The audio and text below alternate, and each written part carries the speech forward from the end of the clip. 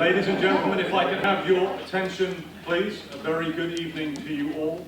My name is Rob Havers, the President of the George C. Marshall Foundation, and welcome to this very special event to begin the next 4-month sequence of the Marshall Legacy series. This sequence, Let's Get a Move On, focusing on the vast industrial and civilian mobilization that is required to support the United States in World War II. General Marshall, of course, was concerned with the inadequacy of the Army's equipment and supplies necessary to defend the country, let alone to win this global war. He repeatedly warned that most of what the Army needed would take 1 to 2 years to be produced. And in September of 1939, not long after being sworn in as Chief of Staff of the Army, he said, "It is now generally accepted as a fact that it requires more time to mobilize the industrial effort of a nation to the war load than it does to convert the civilian manpower into soldiers. It follows that every reasonable effort must be made to speed up industrial mobilization." Now, one company that heeded that call was the Coca-Cola Company. Coke's president, Robert Woodruff, declared in 1941 that every man in uniform gets a bottle of Coca-Cola for 5 cents wherever he is and whatever it costs the company. Coca-Cola would eventually build 64 bottling plants across Europe and across the Pacific, and in doing so, take a giant step to becoming the global entity and building a brand post-war that is recognized, of course, around the world. Now, here tonight to tell us about the company's involvement in World War II is Coke's Director of Heritage Communications, Ted Ryan. An authority on Coca-Cola and its history, Ted has managed the historical collections of the Coca-Cola Company since June of 1997. In this role, Ted oversees an extensive collection of physical and digital artifacts that showcase the rich history of this company. Ted also served as the project manager for the program to restore, to digitize, and catalog over 25,000 ads created by the Coca-Cola Company over the past 50 years and donated to the United States Library of Congress. Ted and Coca-Cola have generously lent us several pieces of original advertising art hanging on the wall in the lower gallery as part of our new exhibition, What We Are Made Of. I invite you to walk through this exhibition post Ted's talk. And now, please help me welcome Mr. Ted Ryan.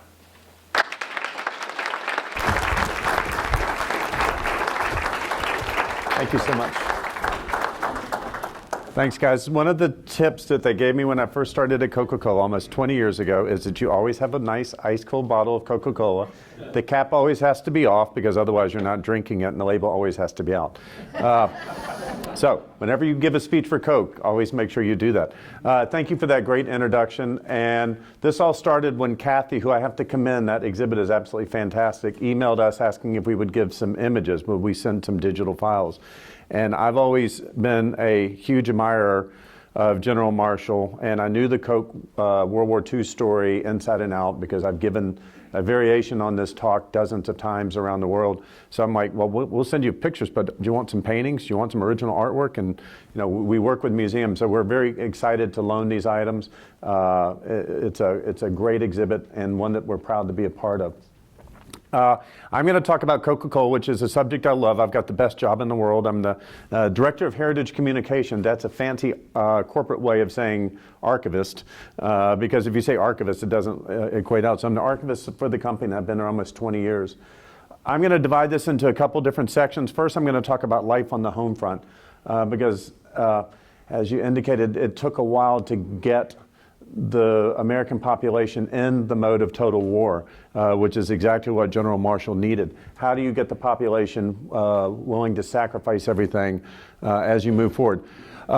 I didn't put one of the ads in here. I usually put one in here. It says sugar as a soldier. The minute that the war started, rationing started of critical supplies. Coke actually was about to start canning our product, and you were going to get something besides the bottle as early as World War II, but then they needed the metal for the tanks and for the ships. So sugar itself became rationed very early on, and you can see in some of these different stories, we're telling our dealers, keep the little bit of supply of Coke that you have as a morale booster and keep it available for people to get at least a little bit of. And here's the one ad, one big reason for the Coke shortage. And I'm going to keep walking in front of the screen. I actually have the real things in my archives, but I love showing them. And here we would do something, we would show, we're temporarily out of Coca-Cola syrup. However, you can still get these other fine products. Because at Coca-Cola, we don't sell Coca-Cola to you, we sell it to customers. And our customers, the soda fountains, the little restaurants, the mom and pop shops, those were the ones that we were trying to give aid and assistance to say what little bit there is, share it, ration it out, and make it available. This next piece, this is one of the more interesting two items in the archives. This is an advertising sales piece from 1942. You see drink Coca-Cola 5 cents. And then a few weeks later, this is what it looked like when they ran out of Coke syrup. You see, remember Pearl Harbor, and suddenly it's Canada Dry root beer that's being sold because the dealers needed to do whatever they could to move forward. We just bought this piece very recently from a collector. It was a very, very expensive one because you don't see many of those. It's actually glass, so it's very rare. Then, in 1942, the company produced a booklet. And I'll actually leave this down if anybody wants to see it. We worked with the Office of Price Administration. We worked with the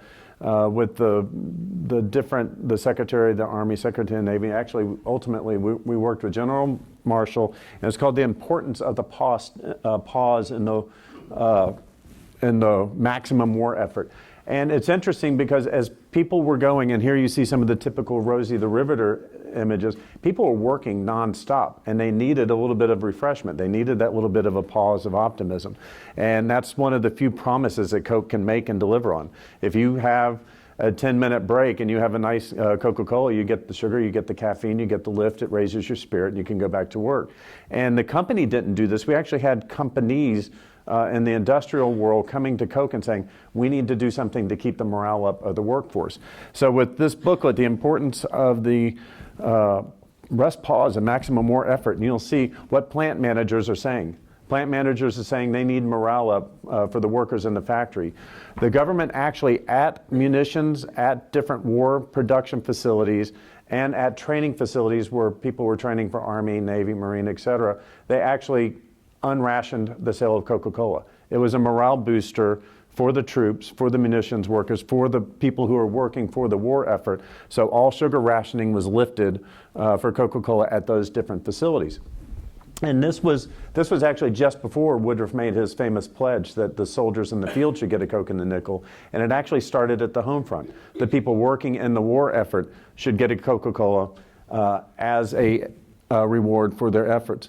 It's interesting too, here you can see the Office of Price Administration wrote a couple of notes to the company. I actually have a folder of about 50 of these. I just picked 2 of them to fit on the slide, commending the company for both the efforts that it was making in the morale boosting area, but also the efforts it was making in saying that sugar is a ration substance and you can't get it, how to control expectations. In the corporate world where I work, half of my job is to control expectations. The company was working to control the expectations of the civilians in the field and the workers, and was commended by the government as part of doing that. The other thing that the company did was we became an advocate, as every company did. We weren't alone in this, but the buying and selling of war bonds. We actually, Coke, it's a little known fact, we actually established and ran 3 munitions factories in the American South. We're really good at building bottling plants. We're really good at automation. So in the American South, we built a bunch of munitions plants. But we also did the war bond effort. Everybody knows the famous Coca-Cola Santa Claus. Every year I get asked, did Coke invent Santa? No, we didn't. He was around before us. But Santa before, he might be tall, he might be short, he wore green, he wore brown in different cultures. Some had him wearing a Pope's hat. but the Coke Santa introduced in 1931 by the Swedish artist Haddon Sundblom, who, by the way, has 2 paintings out there, became the vision of Santa Claus around the world. But look at what Santa's carrying in his bag in 1943. He's carrying war bonds. So the company, even in a subtle way like that, went out to call out the different, or the war bond effort. We're one of the biggest advertisers in the world. We're one of the biggest entertainment companies in the world, even at this point in time. We were first on radio in 1927 and had been on radio and had been on TV ever since. During World War II, we had the Victory Parade of spotlight bands, and you'll see it wasn't just in the US, but also in Canada. Coke is a worldwide company. So we did a weekly show where it was recorded at different military bases around the US at first as training was going on, and then overseas. And it was weekly broadcast on the Blue Network. Anybody know what the Blue Network is? NBC, right? NBC. So you had the Blue Network, the Red Network. They had the different color bands back then. We actually have a number of these transcription discs in our archives. The other thing that we did is the Red Barrel was our internal magazine that went out to the soda fountain trade. So if you owned a soda fountain, if you owned a small food establishment, we would send out a monthly magazine, and the tone of the magazine quickly changed to reflect the wartime effort that was going on with the Red Barrel. And you'll actually see a couple of these images in the artifacts in the other room. This is one of my favorites. In the early stages of the war, there was still great fear that the German and or Japanese armies or Air Force would be able to attack the U.S. So you could send off for your plane spotter cards so that you would be able to recognize what the planes looked like that the enemies would be flying or that the U.S. would be flying. So here's America's fighting planes, a full set of 20 and color plates. These would actually, they would be sent to schools, they would be sent to restaurants, they'd be sent to soda fountains so that people could learn more about the planes. You'll see the bridge pad and this deck of cards are actually in the other room on display. They're just one more piece of advertising, but look what happens if you open up that deck of cards. Once again, you get plane spotter cards that would help kids be able to identify, or anybody be able to identify the enemy aircraft. Remember, Coca-Cola produces more advertising probably than any company in the world. Maybe Hershey's, but I doubt it. Probably Coke more than anybody. So everything that we do communicates. And if we put a wartime message, patriotic wartime message on our advertising, it helps drive home the wartime effort. The service girls, I only put 4 on here. There were actually 6 of them. They were done by a well-known artist named Brandon Crenshaw. These were done as cutouts. So if you went to a Macy's in a larger city, you would see a 6-foot-tall cutout of one of the service women who was beckoning you with a Coca-Cola. 2 of those paintings are in the other gallery. You've got to see them up close and in person, because when you actually see an oil painting in person, these look pretty on the screen, but wait until you see the real thing. It's just amazing. One of my favorite artifacts, Bomber Squadron pins. Once again, Coca-Cola advertising permeates and touches everything. And these squadron pins would represent the different flying squadrons, and Coca-Cola would produce them to be handed out. Advertising that can be useful in the home front. The 1943 calendar, once again showing one of the service ladies, U.S. Army nurse, but you would take that home and it would remind you of what was going on. And this Air Raid Warden advertising piece is actually in the other gallery on display as well. Compliment to the Coca-Cola Bottling Company. In that case, it's not produced by Coca-Cola. It's produced by our biggest bottler, who is actually based in Chattanooga and owned all of the or franchised all of the bottling plants east of the Mississippi. So they would do their own advertising as well. We did a series of ads once the GIs were overseas. Now we're into the 43, 44, 45 phase. The GIs are actually overseas. And how do you reassure the home front? So Coca-Cola did a series of ads, have a Coke or howdy friend. And it would show different scenes around the world. And it would tell the people back home, an idealistic vision of what the GIs were doing during their off time.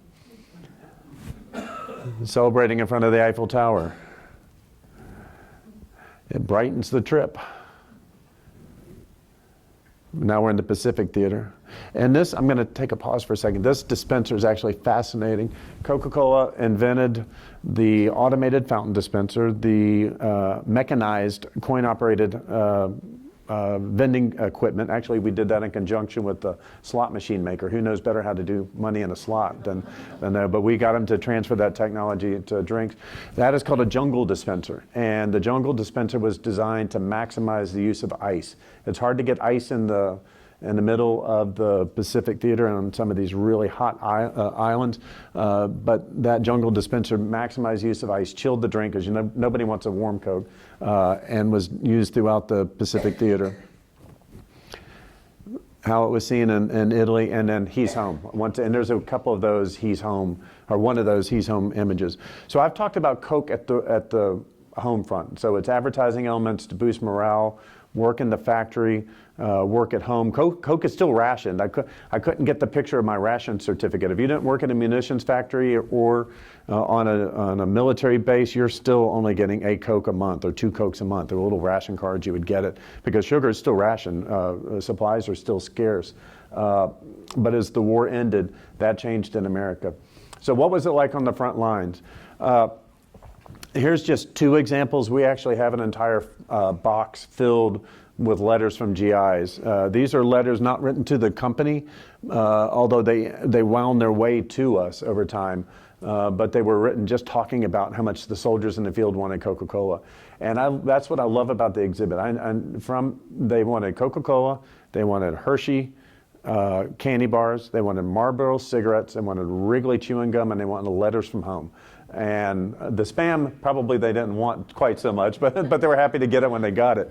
But they wanted things that were nostalgic. There's actually a very similar letter from General Eisenhower written home saying, God, I'd love nothing more than just to be back in Kansas with you at the soda fountain drinking a Coke. Because it was a very human thing. Coke is not a world-changing product, but it's a ubiquitous product that gives you a moment of optimism and refreshment.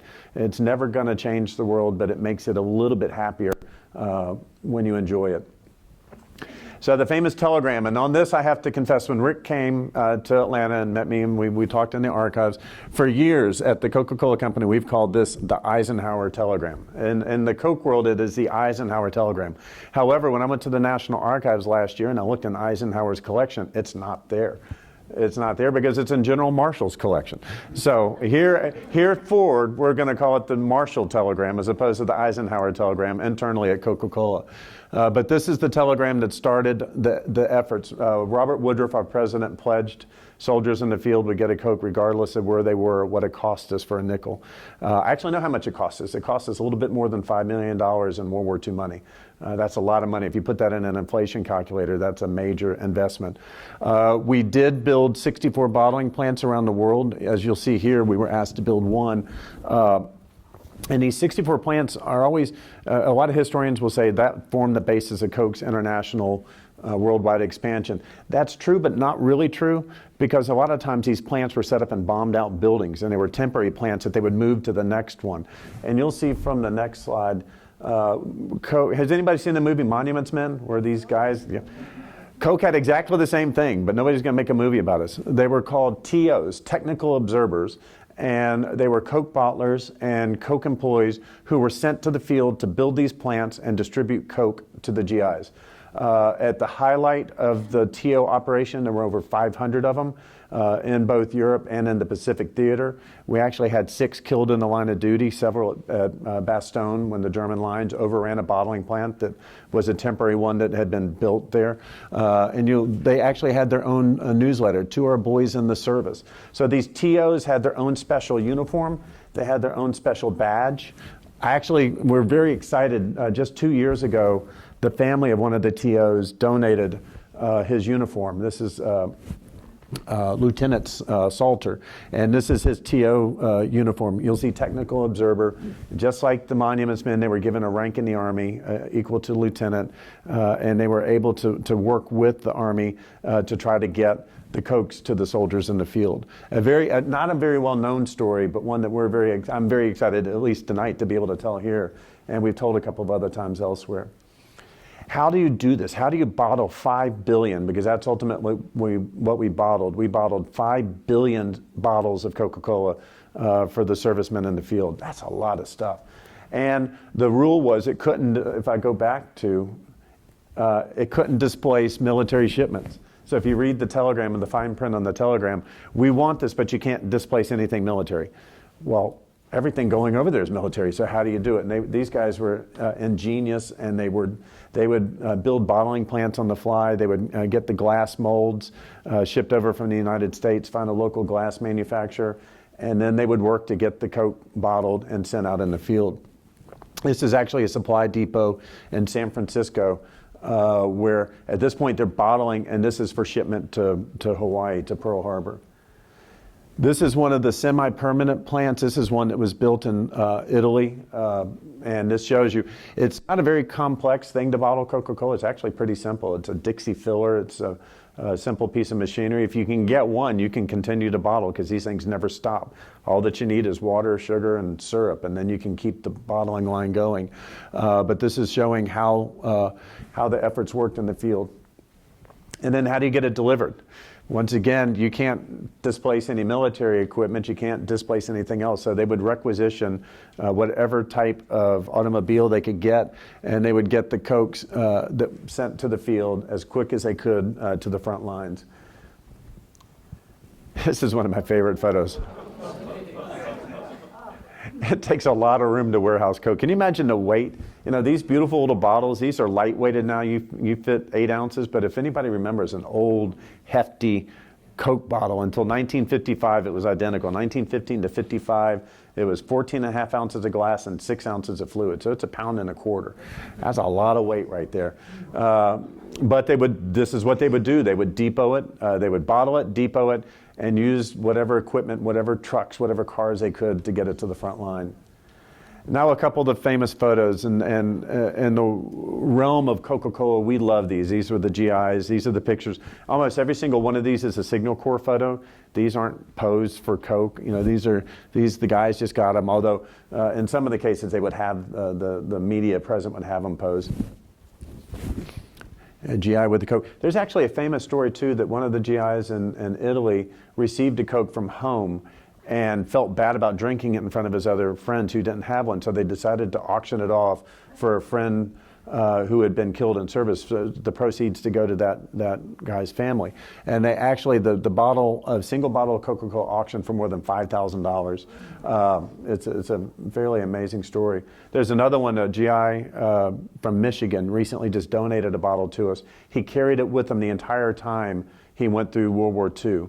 He was stationed in the Pacific, and he had it in his knapsack the whole time. When he got home, he put it on his mantle over his fireplace to remind him. He carried it with him to remind him of home, and then once he got home to remind him of war. And he just recently donated it to us. More GIs, and then Malden poked fun of it too. Okay, you're the 100th GI who's posed with that bottle. You actually get to drink the thing. What do we do for the soldiers as well? Anybody have a guess what this is? This is a sewing kit, so that if you're in the Army, I think in this particular case, yeah, this is in the Army, it would have green thread, it would have a little needle, and you would be able to sew up your uniform. Here's other examples of the sewing kits that were being distributed. The Marines obviously had the Marine color, or Navy, the Marine for green, and Army as well. So these sewing kits would be given to the GIs in the field.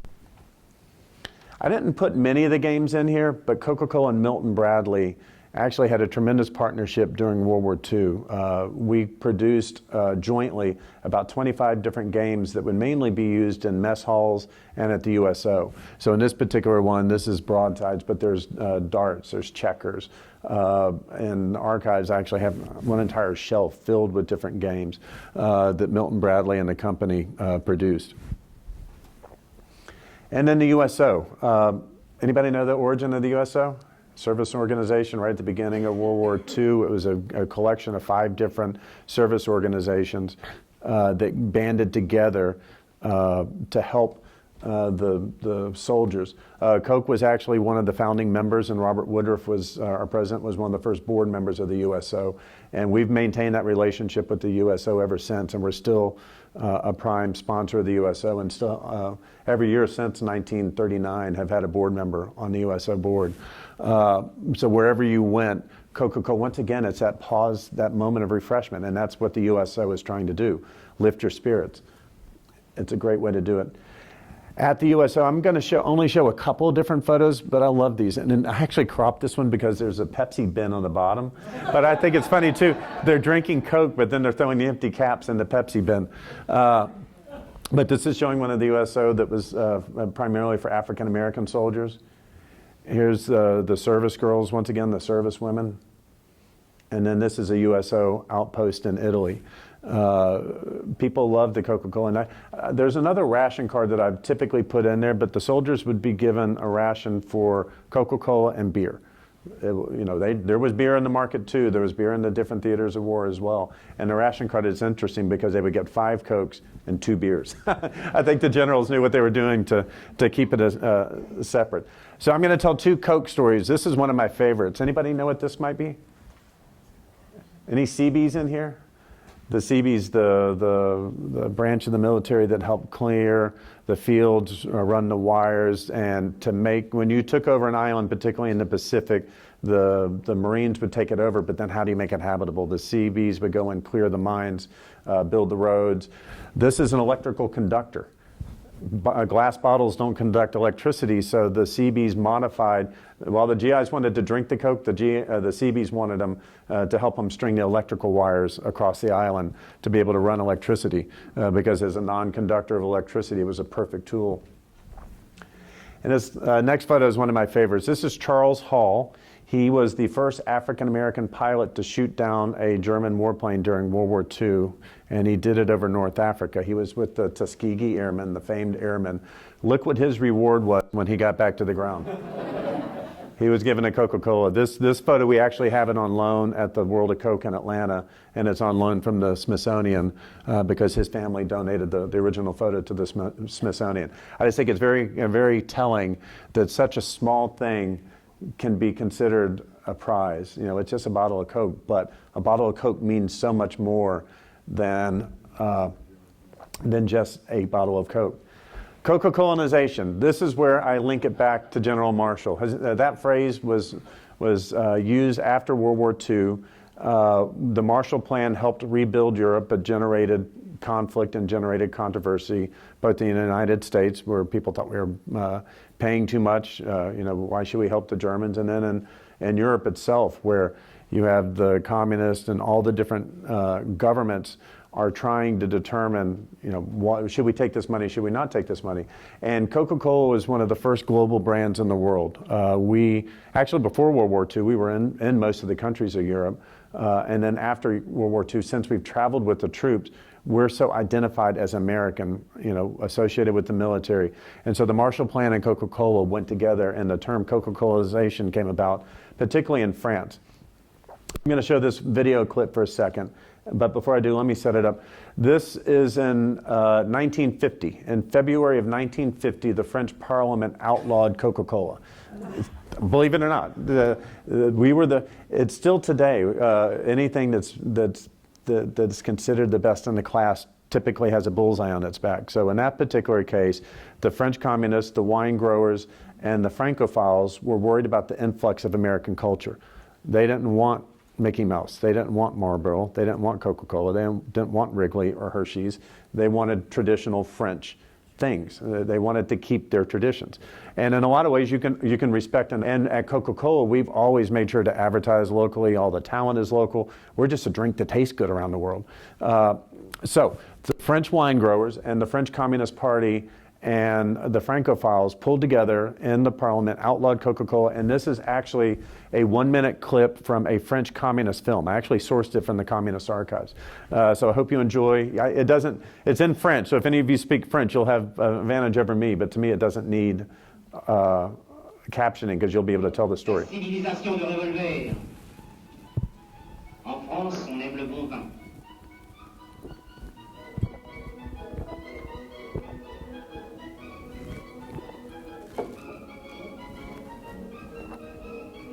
Red wine is good. Et on sait l'apprécier.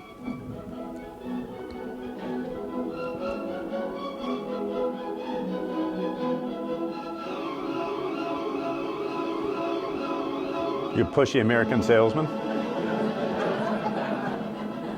Du Coca-Cola.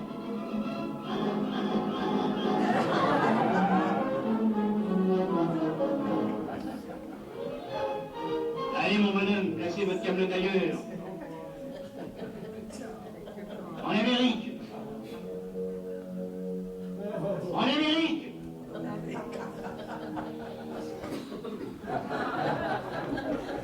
That's actually part of about a 33-minute propaganda film produced by the French Communist Party, and the other parts are very much more explicit anti-Marshall Plan. I mean, it's got pictures of American planes and circles and lines, and it's a very go-away American, which is very interesting.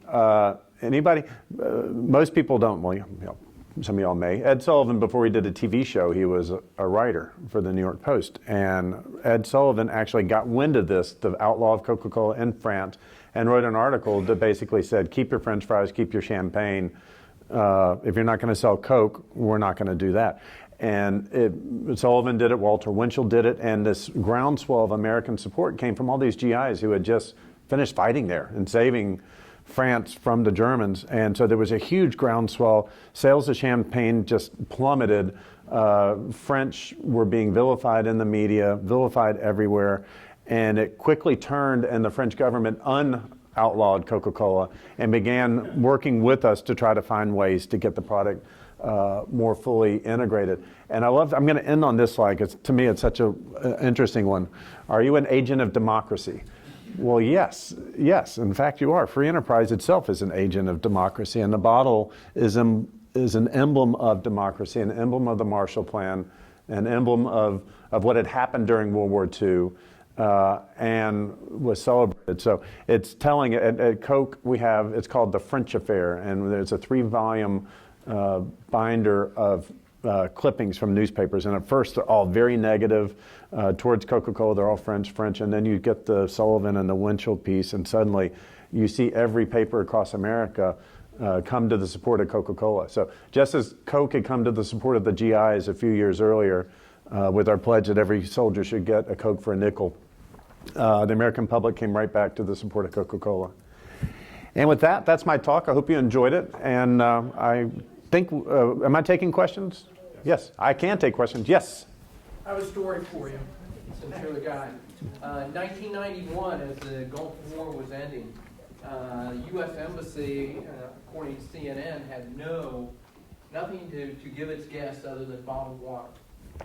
Coke had just established a bottling company in Bahrain, and the chief of security was an American, and he called the American embassy in Bahrain and said, hey, Coca-Cola Bottling Company will donate 5,000 pounds of Coca-Cola to the U.S. Embassy in Kuwait.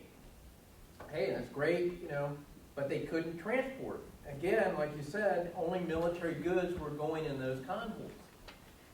Navy couldn't do it, Air Force couldn't do it, and all that. Okay, ambassador came to me. I was advisor to the U.S. Navy in Bahrain, regional affairs officer, and he said, what about the VMI Mafia? Can you guys move it? I was class 74. Well, just so happened there was a guy in the class 75 who was in Naval Air. And the Navy really doesn't care about its airplanes too much. So, you said that, not me. But they had airplanes.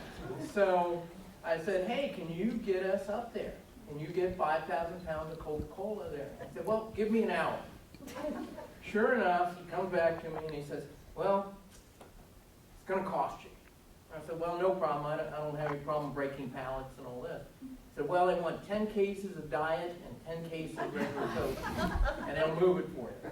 So I've got your crew set up. Be there at 8 o'clock tomorrow morning, and we'll move it. Well, I got on the plane with the rest of them. We had the forklifts ready. Moved 5,000 pounds of Coca-Cola in containers, and Coke Company also threw in a Coke machine and a mini fridge for the ambassador. So we flew into Kuwait, and Kuwait was black. All the oil fields were still burning. I mean, this is like hour 105 after the 100-hour war. And so we gave it to the ambassador. We moved it in there. My friends in the embassy had a deuce and a half ready for us to load it on there, and forklifts and all this. So we moved it all in there. Only problem was the ambassador would not share. He had a special thing for Coke and had it locked in one of the buildings in the American embassy there. Fortunately, the common man had to keep the back door. So we'd take Coke cases off the back of the pile, so the ambassador would come in and count his cases on occasion, but he wouldn't count back cases. So we would take cases off the back for the rest of us members of the U.S. Embassy. Yay, you got to get your Coke. Coke not officially given it to us, or had not BMI Mafia intervened in the movement. That's a great story. Does anybody else? Yes, sir. Two questions. The first one, is it my imagination when I drink Coke out of the bottle, it tastes better than when I drink it out of the can? It's colder. Is that what it is? It's colder. Well, your taste is modified. Your taste is affected by many different things. Whether you're having it with pizza, Mexican food, but typically the perfect Coca-Cola is served at 37 degrees. So if you can get your cooler at home out at 37 degrees, but then our flavor scientists will also say that the bottle itself conducts so many different things. You feel the cold, it concentrates the smell at your nose, so you get the aroma differently. And particularly a Coke out of a glass bottle over plastic is, I almost can't drink out of plastic. You can't get it cold enough. But the can you can physically get cold enough, but then you're holding a metal orb in your hand and it doesn't work the same. But the product itself that goes in it is the same. The other question, or comment, with the product itself, the Coke itself, is it true that when Coke first was originated, that cocaine was part of the formula? Is that true or false? If it was, he couldn't have sold it for a nickel. That's what I always say. I get asked that question. I've probably been asked that question more than any other question in the world. Was there originally cocaine in Coca-Cola? And the reason everybody thought there was the name, Coca, because the guy that invented it had a drink called French wine and coca that had cocaine and wine. It was based on the Vin Mariani. But Formulas never changed. no. No, but the Vin Mariani sold for $1 a bottle. But the Atlanta outlawed cocaine and went totally teetotaling in 1886 when Coke was invented. So this guy's biggest seller is now illegal. So he concocted a new formula without cocaine and then sold it for a nickel. But everybody thought it was there. So we constantly fought the advertising or fought the rumor mill. In 1906, the U.S. Army kicked Coke off all bases because of a rumor of cocaine still being in it. So that's 20 years later. We actually had the product tested by the FDA that year, and then we finally were cleared. There's no cocaine in it. Yes, ma'am. Well, hold on. My father wouldn't let me drink Coke when I was a child because of that. It permeated society, but myth and reality often meet to create myths are myths because there's something behind them. In this particular case, there's something behind it was his earlier drink. A lot of, and so you get asked about the medicinal. Coke is sold at a pharmacy. Anybody know what a pharmacy was in the 1880s? It was like a general store. Anybody seen, if you've seen It's a Wonderful World, that's a pharmacy, but they sold soap and fabric and pencils and candy, and Americans love carbonated water. I go to Europe and they don't understand it because they drink mineral water. We don't drink mineral water in America, but we drink carbonated water, always have. And Henry David Thoreau in 1872, 15 years before Coke, wrote a day without ice cream is a wasted day. Soda fountains and ice cream parlors went hand in hand. So you get your malted milk and you get your sarsaparilla or your root beer, your lemon, your lime, your vanilla. All the entire brand of Dr. Brown's flavors were all available in America at soda fountains. There's one fountain in Philadelphia that had 32 flavors in the 1870s. So Coke is just one more flavor, but it's different. Anybody want to guess why? Caffeine. We're the first caffeinated cola. There was no caffeine in soda fountain drinks prior to Coca-Cola. So people suspected the caffeine or the cocaine, but what they're really getting is caffeine. You were getting a Red Bull or not a Red Bull. You're getting a caffeinated drink that's equivalent to drinking a cup of coffee in 1886 for a nickel. A coffee cost you a dime, Coke cost you a nickel. So you and then one back there. Yes. Just a footnote on Charles Hall, the Tuskegee Airman. I'm retired now, but I was the curator at the Air and Space Museum when we did the Black Wings exhibit in the early 80s. And I'm glad I gave you credit. well, that photograph surfaced in a very peculiar way. Some of the surviving members of the 99th Squadron, there was only one squadron there, had mentioned that they were so proud of Charles Hall because the 99th was under a lot of criticism. General Momire in particular thought they were a very incompetent squadron and reported it. And so when Charles Hall scored his victory, General Davis, then Colonel Davis, was so proud of that. And they were trying to find an American way to reward him. Well, it just happened that there was a member in the squadron who happened to have a coat, and he volunteered it. And then when we heard this story, we didn't have the picture. So William Thompson in Chicago, who was a surviving member, he was an armor worth the 99, he began a campaign to find that photograph, and they found it and gave it to the museum. So we were delighted to get it because it's a great American story in holding that coat. But that was his reward, and they were so delighted to give it to him at that singular moment for the squadron. I'm excited to hear the backstory on that because when we borrowed it from the Smithsonian, when we built the World of Coke, we got a little bit of information, but I didn't get that much detail. But it's a great photo. And Coke actually, at Coke, it's called the Military Affairs Division, and they do nothing but deal with the military, they serve the military, and they're mainly ex-military, like Quentin Martin, our EA, who helps run all of North America, is former military. But we actually invite the remaining Tuskegee Airmen back to Atlanta every year at Coke because Robert Woodruff was on the board of the Tuskegee Institute. And so once again, another linkage back. So every year, but there's fewer of them coming. It's getting hard. But didn't charge you for that photograph. Actually, they did. They charged. I should get a cut.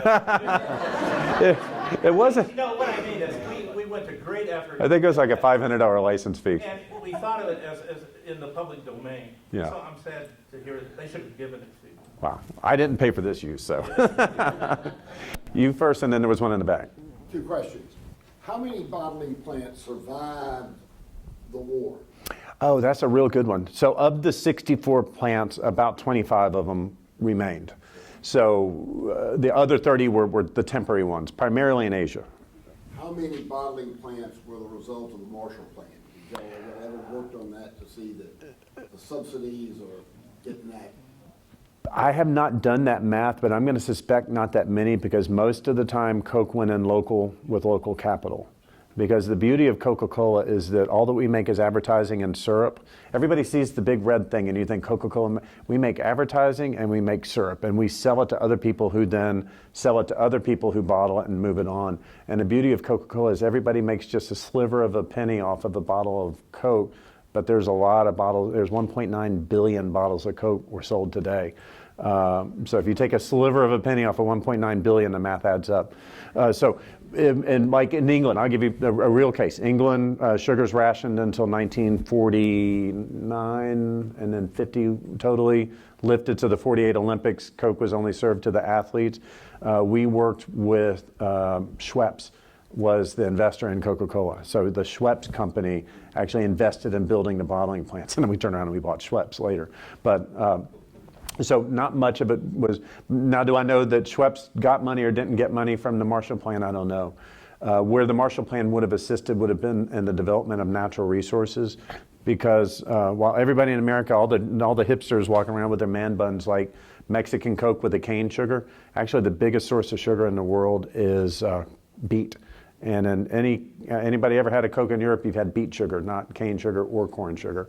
And the beet sugar industry was a direct recipient of Marshall Plan funding. So we were helped indirectly, but probably not as directly. But those are good questions. Yes, sir, in the back. You're starting to talk about variations in Coke. I don't know when Coke starts doing more things than the red label. And now 1955, but. How does that change the story of what Coke is to troops or to the French who are pushing back against us when the Coke brand and the product starts changing? You know, it's really interesting. If we've got any business historians, if you study business cycles, they run in generations. And one of our best advertisers ever was a guy named Deloney Sledge. He was the one that had us put the sign at Piccadilly Circus in Times Square in New York. And he talks about the changing generation. As every generation comes along, the kids need to be reintroduced to whatever is being advertised. So in the case of Coca-Cola, one of the biggest struggles we have today is with the millennial generation, saying try this, as opposed to try the 72 other Red Bull, Suja juice, milk, yogurt, So Coke changed in 1955, but if you look at it, that's a half generation after the World War II generation. So Fanta Orange was introduced, Sprite 1960, Tab. Any Tab drinkers here? Usually, yeah. If you're a Tab drinker, you're a Tab drinker. 1963. So we've been in the diet drink industry for more than 50 years, but Coca-Cola itself as the flagship brand, I would say in 1985 when we changed the flavor and went to New Coke, that was what taught us what a mistake it was, because we thought that we had moved away from contour packaging. Most people don't remember it because you see the shape and you know it, but beginning in 1974 we had gone to straight wall packaging, 2-liter packaging, big packaging, and we had gone away from the beautiful Coke bottle shape. So by 1985, they didn't think there was anything real special. They had gone to the word Coke as opposed to Coca-Cola. So they changed the formula. New Coke was such a total disaster. 79 days later, we bring back Coke Classic. I was at Emory University. My dad called me and said, those bastards changed the formula. And so I had the station wagon. So we were Atlanta born and bred. I went to the grocery store. I loaded up the back of the station wagon. We became hoarders.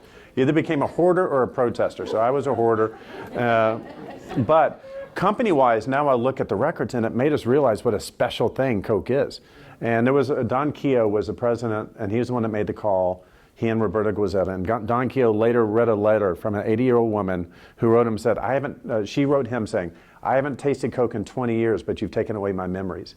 And I think that's what you're getting. So the memories were gone. The meeting, your grandfather at a baseball game, first date with French fries and a Coke at a soda fountain.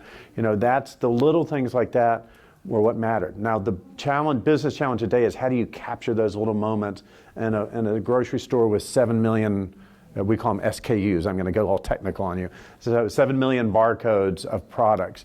And how do you make Coke special? And occasionally, one of our greatest, Chairman Robert Woodruff, said the purpose of advertising is to make people like you, not to sell product. Product will sell itself if they like you. So when you see a Hilltop ad with the kids on the hill, or you see a Mean Joe Green ad, or you see a polar bear, or you see effective communications, whether it's on TV, radio, digital, that gets brand loved to the point that, oh yeah, I'm thirsty. Now, I'm drinking a red Coke now. I'm over 50. I actually usually drink one a day because I don't want the calories. And I drink Coke Zero, which if you get it really, really cold, tastes almost as good as Coca-Cola. And, but as a brand, you have to make people like the brand, which is hard. It's really hard to do it these days. Any other questions? What happened to Tab? Tab's still there. It's still Call 1-800-GET-COKE and say, I'm a Tab drinker, where's my Tab? And they will make sure that a grocery store in your region will carry Tab. So, one more for you, and then her. What involvement did Jim Farley have? Oh, wow, Jim Farley. Boy, you know your history. Anybody know who Jim Farley was? He was the Postmaster General of the U.S. He helped Franklin Roosevelt become elected president the first 2 times, and then advised Roosevelt not to run the 3rd time, which was not a good move career-wise. So Roosevelt kicked him out. He became president of the Coca-Cola Export Corporation. And Coke was, until 1974, was 2 corporations. The Coca-Cola Company made the syrup, made the advertising, and sold it to the bottlers in the U.S. And the Coca-Cola Export Corporation was responsible for evangelizing Coca-Cola around the world, finding local investors, creating a product. And Farley was the world affairs spokesperson for Coca-Cola. So he could go into France, presumably, and help stave off something like that. It didn't work in that particular case, but in much of the world he was respected. And he was considered to always have an ear back into the government, particularly until Eisenhower took over. So Farley was the eyes and ears of the company going around the world. Yes, sir. Obviously, we all lived through the times when old bottles and things were exchanged, taken back, filled, and then we got to the deposits and all that's changed. But what happened to the bottles over during the war? I know many of them probably got busted, but were they actually reused? They were reused. If the Coke bottle, and the reason it had to be 14.5 ounces of glass was because you could get a minimum of 100 runs and an optimum of 1,000 runs per bottle. And so they would just clean them and cycle and clean them and cycle. And in my archives, I actually have a World War II bottle washer. It's painted army green, and it's what they would use to sanitize the bottles. So the bottles at 14.5 ounces in that particular shape were pretty much indestructible. You'd have to run over them to break them.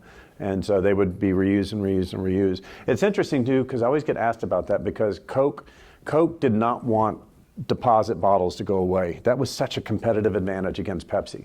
Pepsi didn't have an inventory of 1 billion bottles floating around the way the Coke bottlers did. So if Pepsi's ever going to catch Coca-Cola, the only way they're ever going to do it is in getting the stores and getting consumers to agree to throw away their bottles instead of recycle their bottles or reuse their bottles. So beginning about 65, Pepsi started a program of one-way bottles in 10-ounce package, and they sold it twice as much for a nickel. Came up with this clever little jingle that went along with it.